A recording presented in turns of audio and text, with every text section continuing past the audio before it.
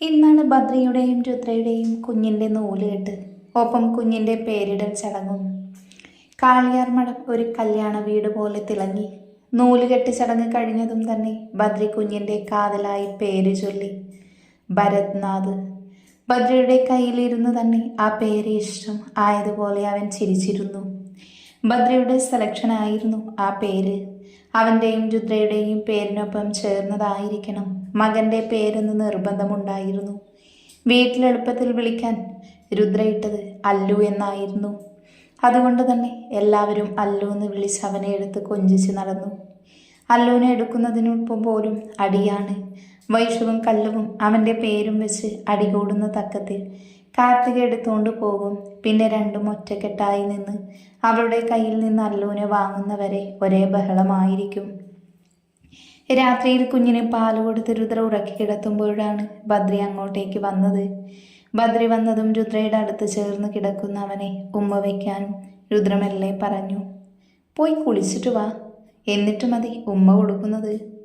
ബദ്രി ചുണ്ടുകൾ കൂർപ്പിച്ച് അവളെ നോക്കി പോകുമ്പോൾ രുദ്രയ്ക്ക് ചിരിയാണ് വന്നത്.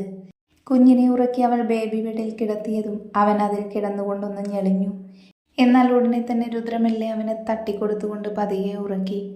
ആ സമയം ബദ്രി രുദ്രയുടെ അടുത്തായി വന്ന് ബെഡിലിരുന്നു. മുന്നിലേക്ക് നോക്കുമ്പോൾ അവൻ്റെ കുഞ്ഞു ബെഡിൽ കിടന്ന ആൾ സുഖമായി ഉറങ്ങുകയാണ്. ബദ്രി മെല്ലെ രുദ്രയെ നോക്കി. അവൾ നോക്കുമ്പോൾ നേരെ തലതൊഴിക്കാതെ അവളെ തന്നെ നോക്കിയിരിക്കുവാണ് ബദ്രി. അവൻ്റെ കയ്യിലിരുന്ന ടവൽ പിടിച്ചു വാങ്ങി രുദ്ര ബദ്രിയുടെ തല തുവർത്തി കൊടുത്തു. ആ നിമിഷം ബദ്രി അവളെ തന്നെ നോക്കിയിരിക്കുവാണ്. ഞാൻ പറഞ്ഞിട്ടുണ്ട് രാത്രി കുളിക്കുമ്പോൾ നേരെ തല തുവർത്തണമെന്ന്. ഞാൻ തുടച്ചില്ലെങ്കിൽ എന്തേ, നീ ഉണ്ടല്ലോ തുടച്ചു തരാൻ. അത് മുൻപ്, ഇപ്പം എനിക്ക് എൻ്റെ മോൻ്റെ കാര്യം നോക്കണം. ഓ, അപ്പം എന്നെ ശ്രദ്ധിക്കാൻ ടൈമില്ലെന്നല്ലേ? ആ അതെ. എന്നാൽ പിന്നെ നീ അവൻ്റെ കാര്യം മാത്രം നോക്കിയാൽ മതി, എൻ്റെ കാര്യം നോക്കണ്ട. എൻ്റെ കാര്യം നോക്കാൻ പറ്റി ആരെങ്കിലും കിട്ടുമോ എന്ന് നോക്കട്ടെ. ബദ്രി ഇടം കണ്ടിട്ട് അത് പറഞ്ഞതും രുദ്ര പാഞ്ഞു വന്ന് ബദ്രിയുടെ താടിക്ക് പിടിച്ചു വലിച്ചുകൊണ്ട് പറഞ്ഞു, ഡോ ബദ്രി, ഞാനുള്ളപ്പോൾ വേറെ വല്ല ചിന്തയും വന്നോ? കൊല്ലും നിങ്ങളെ. അത്രയും പറഞ്ഞ് രുദ്ര അവൻ്റെ കവിളിൽ ചുണ്ടുകൾ ചേർത്തു. പോയില്ലേ എല്ലാം. ചെക്കൻ്റെ കൺട്രോള് തെറ്റി. ആഗ്രഹിച്ചതെന്തോ അവളായി തന്നെ തന്നതുപോലെ അവൻ രുദ്രയെ അവനിലേക്ക് പിടിച്ചടുപ്പിച്ചു. ബദ്രിയേട്ടാ, എന്ത് ചെയ്യാൻ പോകുക? വിട്ടേ, അവൻ എണീക്കും. അവനൊന്നും എണീക്കാൻ പോകുന്നില്ല. എൻ്റെ പൊന്നുമോളും മിണ്ടാതെ അടങ്ങി നിന്നാ മതി. ബദ്രിയേട്ടാ, നീ എന്നെ വഴിതെറ്റിച്ചേ അടങ്ങൂ. പോടാ.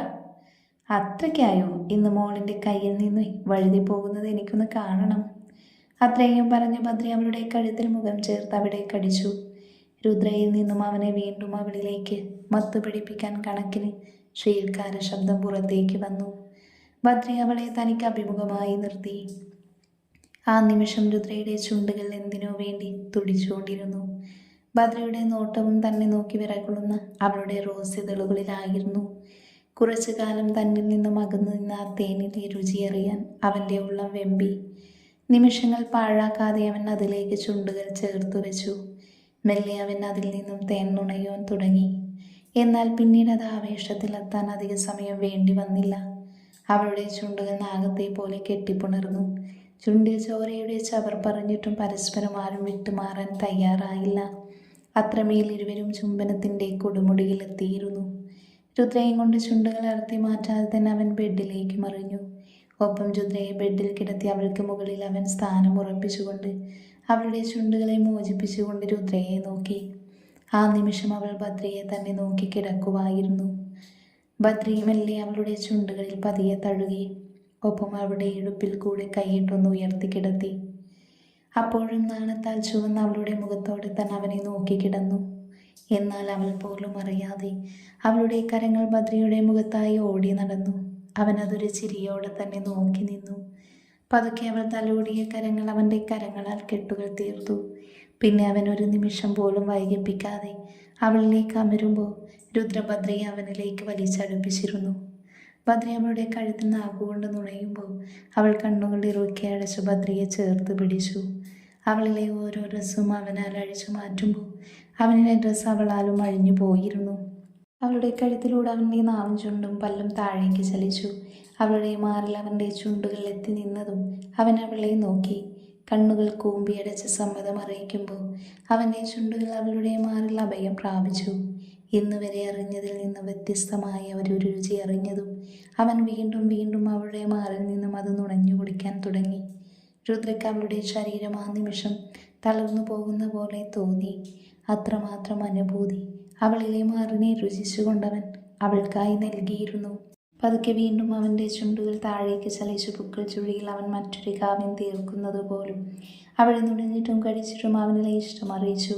പിന്നീട് അവളിലെ ഓരോ നിശ്വാസങ്ങളും ആവേശത്തിൻ്റെ കൊടിമുടി തീർത്തു. അവൻ അവളിലേക്ക് ആഴത്തിൽ തന്നെ വേദനിപ്പിച്ചുകൊണ്ട് ഒന്നുയർന്നു പൊങ്ങി. എന്നാൽ അവൻ ഓരോ തവണ അവളിലെ പെണ്ണിനെ നോവിച്ചുകൊണ്ട് ഉയർന്നു പൊങ്ങുമ്പോഴും അവൻ നൽകുന്ന ആ വേദന അവൾക്ക് സുഖമുള്ള ലഹരിയായിരുന്നു. അവന് മാത്രം അവളിൽ തീർക്കാൻ കഴിയുന്ന ബദ്രി എന്ന സ്നേഹലഹരി. രാവിലെ രുദ്ര കുളിച്ചു വരുമ്പോൾ കാണുന്നത് ബദ്രിയുടെ അടുത്ത് കിടന്ന് കളിക്കുന്ന അല്ലുവിനെയാണ്. ബദ്രിയുടെ മുടിയൊക്കെ പിടിച്ചു വലിച്ച് ഒരു കോലം തന്നെ ആക്കിയിട്ടുണ്ട് ചെക്കൻ. അത് കാണുമ്പോൾ രുദ്രയ്ക്ക് ചിരിയാണ് വന്നത്. രുദ്ര അവൻ്റെ അടുത്തായി വന്ന് കയ്യിലെടുക്കുമ്പോൾ അവൻ രുദ്രയുടെ മാറിൽ പരതാൻ തുടങ്ങി. ഇത്രയും നേരം വിശപ്പുമില്ല, അമ്മയും വേണ്ട, ഇപ്പം ഞാൻ എടുത്തപ്പോൾ അവന് വിശപ്പ് വന്നല്ലേ? അതിനവൻ മോണ് കാണിച്ചൊന്ന് ചിരിച്ചു. രുദ്ര അവനെ ബെഡിൽ കിടത്തി അവനെ ചേർത്ത് പിടിച്ച് പാലൂട്ടുമ്പോൾ ബദ്രി അവളെ അവനിലേക്ക് ചേർത്ത് പിടിച്ച് അവളുടെ കവിളിൽ മുഖം ചേർത്ത് വെച്ച് കിടന്നു. നാളെ സൂര്യയുടെ മാരേജ് ആയതുകൊണ്ട് 2 ദിവസം മുൻപ് തന്നെ സിംഗനല്ലൂരിൽ നിന്നും അഭിരാമിയുടെ വീട്ടുകാരെത്തിയിരുന്നു. കൂടാതെ തന്നെ ഭവാനി മാമിയും ആകാശും ഭാര്യയും വന്നിരുന്നു. ഭവാനിക്ക് ആദ്യം അഭിരാമിയോട് മിണ്ടാനൊരു തടസ്സം പോലെ തോന്നിയെങ്കിലും രുദ്ര തന്നെ മുന്നിലേക്ക് വരുമ്പോൾ എല്ലാം മറന്നവർ തമ്മിൽ സംസാരിക്കുകയും പിന്നെ അഭിരാമിക്കൊപ്പം എന്ത് സഹായവും ചെയ്തു കൊടുത്തുകൊണ്ട് തന്നെ ഭവാനിയും ഉണ്ടായിരുന്നു. സൂര്യയുടെ മുമ്പെയുള്ള ഫ്രണ്ട്സ്, അവനോടൊപ്പം വർക്ക് ചെയ്യുന്നവരും അടുത്ത് താമസിക്കുന്നവരും തലേന്നെത്തിയിരുന്നു. അവർക്ക് വേണ്ടി കല്യാണ തലേന്ന് പ്രത്യേകം പാർട്ടി തന്നെ അവൻ റെഡിയാക്കിയിരുന്നു. എല്ലാ കാര്യങ്ങളും സൂര്യ പോലും വിചാരിക്കാതെ അത്രയും മനോഹരമാക്കി ബദ്രിയും കൂട്ടുകാരും ചെയ്തിരുന്നു. വൈകുന്നേരം ഫംഗ്ഷൻ നടക്കുന്നത് കൊണ്ട് തന്നെ രുദ്ര കുഞ്ഞിനെ ഒരുക്കിക്കൊണ്ട് പോകാമെന്ന് കരുതിയപ്പോൾ ആളാണെങ്കിൽ ഒടുക്കത്തെ ഉറക്കം. അവസാനം കുഞ്ഞെണീക്കുമ്പോൾ ഞാൻ മോനും ഒരുമിച്ച് വന്നോളാം, നീ ചെല്ലെന്ന് പറഞ്ഞുകൊണ്ട് മാത്രം അവൾ നേരത്തെ പോയിരുന്നു. ബദ്രി നോക്കുമ്പോൾ ഉറക്കം എഴുന്നേറ്റ് കാലുകൾ വായിലാക്കി നുണയുന്ന അല്ലുവിനെയാണ് കാണുന്നത്. ആ എണീറ്റോ അച്ഛൻ്റെ കള്ള തിരുമാലി? ബദ്രി അത് പറയുമ്പോൾ അവൻ ബദ്രിയെ നോക്കി ചിരിക്കുന്നുണ്ടായിരുന്നു. ബദ്രി ബെഡിൽ അവൻ്റെ അരികിലായിരുന്നു കൊണ്ട് പറഞ്ഞു, അമ്മ അച്ഛനെയും മോനെയും ഇവിടെയാക്കിയിട്ട് പോയി, നമുക്കൊരുങ്ങി പോകണ്ടേ അമ്മയുടെ അടുത്തേക്ക്? അത് കേൾക്കേണ്ട താമസം അവൻ ബദ്രിയുടെ അടുത്തേക്ക് ഒറ്റമറിച്ചിൽ. അമ്മയുടെ അടുത്ത് പോകണ്ടെന്ന് പറഞ്ഞപ്പോൾ അവൻ്റെ ചാട്ടം കണ്ടില്ലേ? ബാ, നമുക്ക് അച്ഛനും മോനും സൂപ്പറായി ഒരുങ്ങി ചെന്ന് അമ്മയെ ഞെട്ടിക്കാം. അത്രയും പറഞ്ഞ് ബദ്രി അവനെ ഇരുകരങ്ങളിലായി എടുത്ത് നേരെ ബാത്റൂമിലേക്ക് നടന്നു. പെൺപട മുന്നിൽ തന്നെ ഒരുങ്ങി നിൽപ്പുണ്ട്. എല്ലാവരും ഉണ്ടായിരുന്നു. എല്ലാവരും ഒരേ മോഡൽ വരുന്ന ഡ്രസ്സ്, പക്ഷേ കളറിൽ മാത്രം വ്യത്യാസം എന്നേ ഉള്ളൂ. ആൺപടയായാൽ മോശമല്ലായിരുന്നു. സെയിം ഷർട്ട് അതേ കളറിൽ തന്നെ തിളങ്ങി. ഈ സമയം വീടിന് പുറത്ത് കെട്ടിയ സ്റ്റേജിൽ രുദ്രയും ചേർത്ത് പിടിച്ചുകൊണ്ട് സൂര്യ കയറി വന്നു. രുദ്ര ഇട്ടിരുന്ന ഡ്രസ്സിൽ നിന്നും കുറച്ചുകൂടെ ഡാർക്ക് നിറത്തിലുള്ള ഷർട്ടായിരുന്നു സൂര്യ ധരിച്ചിരുന്നത്. രുദ്രയ്ക്ക് സൂര്യധൻ അവൻ്റെ ഇഷ്ടത്തിനെടുത്തു കൊടുത്ത ഡ്രസ്സായിരുന്നു ആ ചുരിദാർ. അതുകൊണ്ട് തന്നെ അതിൽ രുദ്ര ഒരുപാട് സുന്ദരിയായിരുന്നു. രുദ്ര സൂര്യക്കൊപ്പം അവിടെ നിൽക്കുമ്പോഴും തൻ്റെ ബദ്രിയെയും കുഞ്ഞിനെയും കണ്ണുകൾ കൊണ്ട് തിരക്കുന്നുണ്ടായിരുന്നു. ആ നേരത്താണ് കുറച്ച് ചെറുപ്പക്കാരും പെൺപിള്ളേരും ചേർന്ന് സൂര്യയുടെ പേരുച്ചത്തിൽ വിളിച്ചുകൊണ്ട് അവിടേക്ക് കയറി വന്നത്. ബദ്രി അവരെ ചേർത്ത് നിർത്തി പുൽകി. ഡാളിയ, നീ അവിടെ നിന്നതിനേക്കാളും തടിച്ച് സുന്ദരനായിട്ടുണ്ടല്ലോ, കിഷോർ അവനെ നോക്കി പറഞ്ഞു. അതിനവനൊന്ന് ചിരിച്ചു. അപ്പോഴാണ് കിഷോറിനെ കൂടെ വന്ന ആൺപടയുടെ കണ്ണ് രുദ്രയിലെത്തി നിന്നത്. അല്ല, ഇതാരാ സൂര്യ? കണ്ടിട്ട് ആരാണെന്ന് തോന്നുന്നു. ഇതാണോ നീ വിളിച്ചപ്പോൾ പറഞ്ഞ നിന്റെ അനിയത്തിക്കുട്ടി രുദ്രകൊച്ച്? വിമൽ അവനെ നോക്കി പറഞ്ഞു. ആടാളിയ, ഇതാ ഞാൻ പറഞ്ഞ ഒരിക്കൽ ഞങ്ങൾക്ക് നഷ്ടമായിട്ട് തിരിച്ചു കിട്ടിയ എൻ്റെ അനിയത്തിക്കുട്ടി.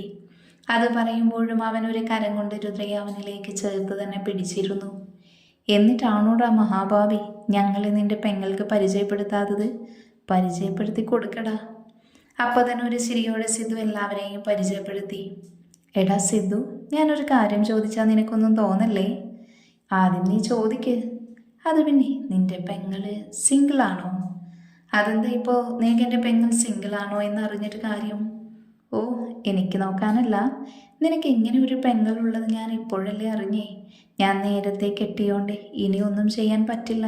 അതുകൊണ്ട് എനിക്കല്ല. പിന്നെ ആർക്കാ അറിയണ്ടേ? വേറെ ആർക്കുമല്ല, ഈ വിമലിന്. കൂട്ടത്തിൽ ഇവൻ മാത്രമാ സിംഗിൾ.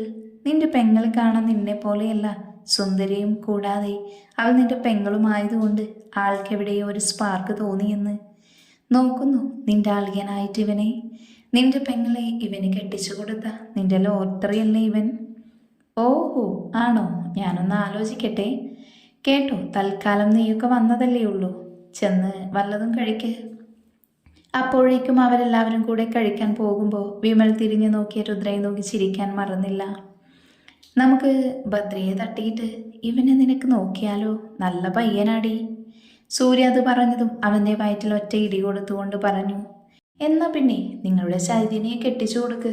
അത്രയ്ക്ക് കൂട്ടുകാരനെ കെട്ടിക്കണമെങ്കിൽ. ഞാൻ ചുമ്മാ തമാശ പറഞ്ഞതല്ലേ പെണ്ണേ. അങ്ങേരുടെ ഒരു തമാശ. അത് പറഞ്ഞ് രുദ്ര മുന്നിലേക്ക് നോക്കുമ്പോൾ കണ്ടു തൻ്റെ അല്ലുവിനെയും നെഞ്ചിൽ ചേർത്ത് പിടിച്ച് നടന്നു വരുന്ന ഭദ്രയെ കണ്ടതും അവളുടെ കണ്ണുകൾ വിടർന്നു. എന്നാൽ രുദ്രയെ കണ്ട ഭദ്രയുടെ അവസ്ഥയും അതുതന്നെയായിരുന്നു. എന്നത്തേക്കാൾ ഏറെ സുന്ദരിയായി അണിഞ്ഞൊരുങ്ങി നിൽക്കുന്ന രുദ്രയിൽ നിന്നും അവന് കണ്ണുകൾ പിൻവലിക്കാൻ തന്നെ തോന്നിയിരുന്നില്ല. രുദ്ര വേഗം അവൻ്റെയും കുഞ്ഞിൻ്റെയും അടുത്ത് വരാൻ നിന്നെങ്കിലും ഓരോരുത്തരായി സൂര്യയുടെ അടുത്ത് വരുമ്പോൾ തൻ്റെ പെങ്ങളെ അവൻ സന്തോഷത്തോടെ ചേർത്തു നിർത്തി എല്ലാവർക്കും പരിചയപ്പെടുത്തുന്നത് കണ്ടതും ബദ്രി അവളോട് അവിടെ തന്നെ നിൽക്കാൻ പറഞ്ഞു.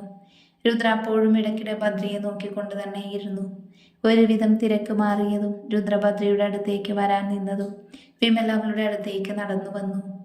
ഡോ, കിഷോർ പെട്ടെന്ന് അങ്ങനെ പറഞ്ഞത് തനിക്ക് വിഷമായോ? എന്തിന്?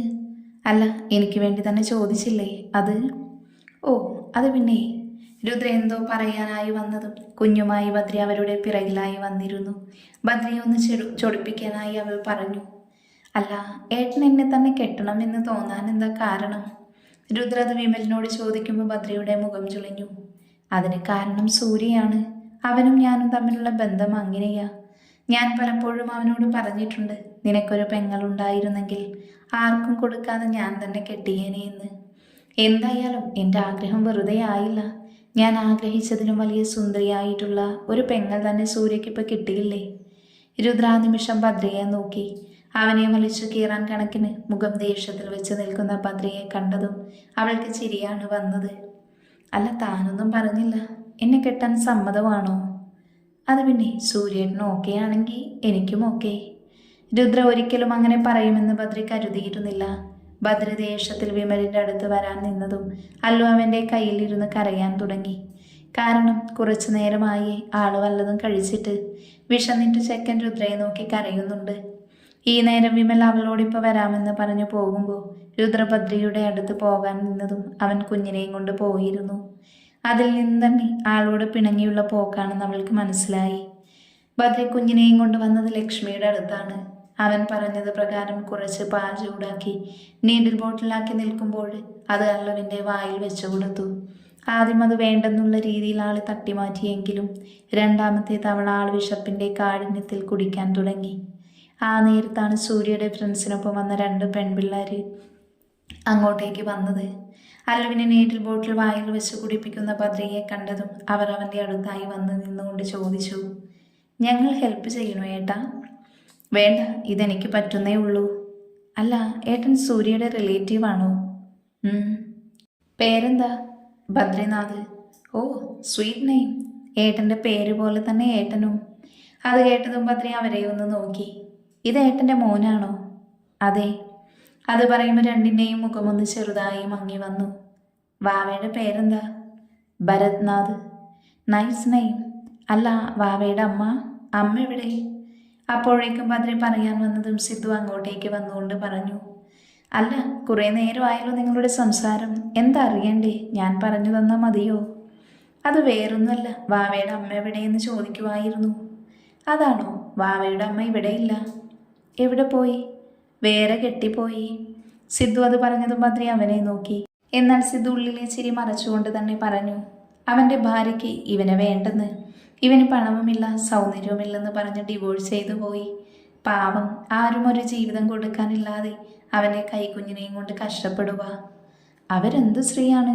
ആരാ പറഞ്ഞ് ഈ ഏട്ടൻ സുന്ദരനല്ലെന്ന്? ഈ ഏട്ടൻ ഹാൻസം അല്ലേ? ഏതു പെണ്ണും ആഗ്രഹിക്കുന്ന ഒത്ത പുരുഷൻ തന്നെയാ. അങ്ങനെയെങ്കിൽ കുട്ടിക്കൊരു ജീവിതം കൊടുത്തൂടെ? എന്നാൽ ആ നിമിഷം ബദ്രി അവനെ ദേഷ്യത്തിൽ വിളിച്ചു. അത് കണ്ടതും അവനെ നോക്കി അവൻ പറഞ്ഞു, രണ്ടുപേരും ചെന്ന് ആലോചിച്ചിട്ട് പിന്നെ പറഞ്ഞാൽ മതി, ഞാൻ ഇപ്പോൾ വരാമേ.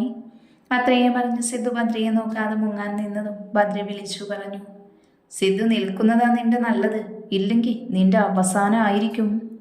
അത്രയും പറഞ്ഞ് ബദ്രി അവരെ നോക്കി പറഞ്ഞു, അവനൊരു പൊട്ടനാ, ആ പോയതേ പറഞ്ഞതൊന്നും മനസ്സിൽ വെക്കേണ്ട.